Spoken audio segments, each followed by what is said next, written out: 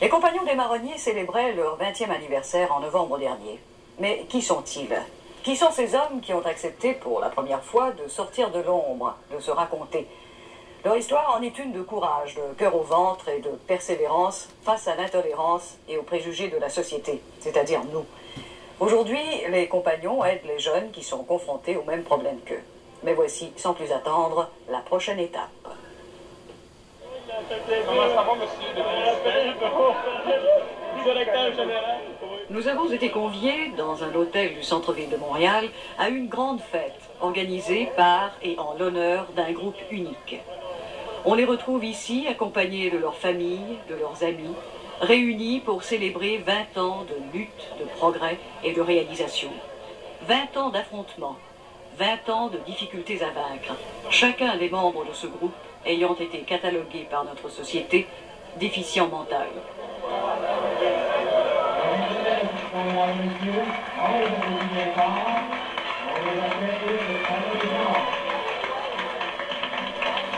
À 18 ans, Jean-Claude Labonté s'est évadé de Saint-Jean-de-Dieu.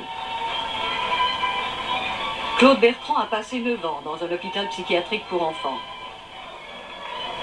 Toute l'enfance de Jacques Roger s'est passée dans la même institution. Vincent de Villiers y a vécu lui aussi pendant 10 ans. Les souvenirs d'enfance d'Alfred Mallette sont ceux d'une vie institutionnalisée.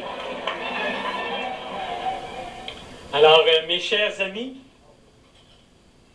et Lucien Landry a décidé à 17 ans de s'évader de Saint-Jean-de-Dieu et de prendre sa vie en main. à souligner et revenir il y a 20 ans. À ce stage ici, je pense qu'il est de coutume et d'un extrême plaisir de vous présenter notre ami l'abbé Roger Roy.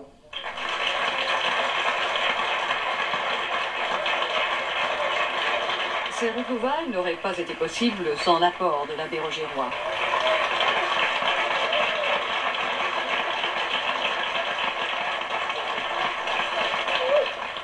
Il y a 20 ans, on s'était donné comme objectif d'intégrer au-delà de 600 garçons et filles dans la société. Ils étaient en institution, on se disait quand même qu'avec un peu d'apprentissage, je pense qu'ils pouvaient, eux aussi, avoir leur part de bonheur dans la société. Ils pouvaient vivre comme tout le monde, indépendants, autonomes.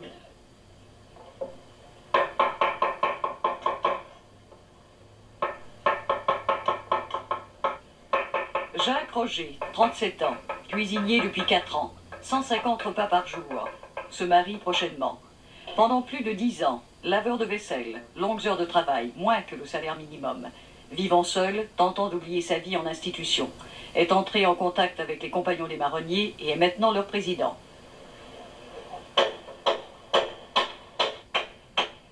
Alfred Mallette, 16 ans en institution. Depuis, travailleur de la construction. Détient une carte CSN. 2 ans à la baie James, contremaître, équipe d'exploration. Aujourd'hui, à 35 ans, propriétaire de 3 maisons, 22 appartements, il vit de ce revenu.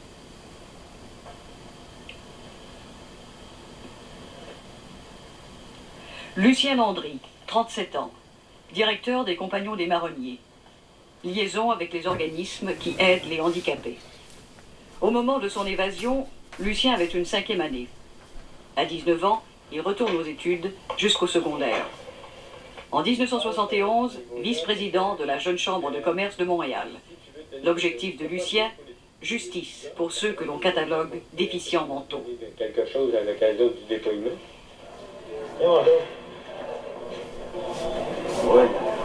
Après son évasion en 1959, Jean-Claude Labonté a dû se cacher durant des semaines. Puis, cours du soir, 6e, 7e, 8e année, un diplôme d'assistant plombier, un permis CSD.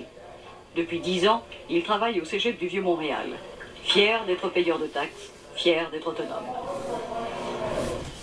Bon, donne-moi là la carte.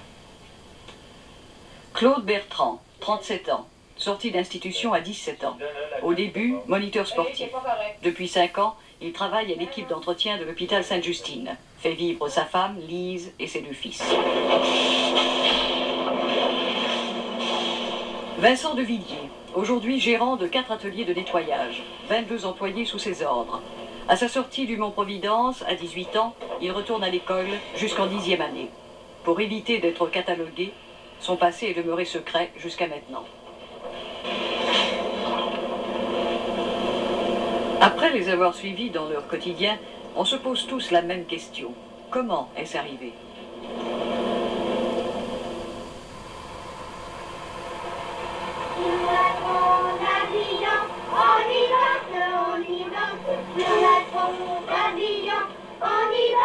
En 1950, les Sœurs de la Providence filment l'arrivée de 325 garçons et filles au Mont-Providence, dont on vient à peine de terminer la construction.